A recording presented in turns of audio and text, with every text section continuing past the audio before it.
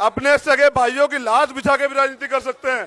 ये मोदी की तरह ऐसा भी कर सकते हैं कि भाइयों दलितों को मत मारो, मुझे मार लो। प्रधानमंत्री हो गए बात कहता है, शर्म नहीं आती? अभी मैं कहता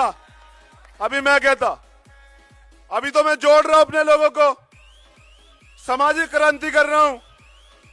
अभी तुम मेरे भाइयों को मार के दिखाओ, मैं तुम्हारा इलाज करूंगा। मैं ये नहीं कहूंगा कि मुझे मार लो। क्यों मार लो? बाबा साहब ने संविधान दिया, उसमें मुझे सेल्फ डिफेंस का अधिकार दिया। अगर मैं गलत बोल रहा हूं तो मेरे ऊपर मुकदमा कर दो और तुम्हारे विरुद्ध मैं तो महाराष्ट्र की जेल में भेज के दिखाओ। ये याद रखना, जेल तो क्रांतिकारियों का गहना होती है। तुमने 1 घंटे को रेस्ट किया था, पतलून गिली होगी थी पूरी आरएसएस की।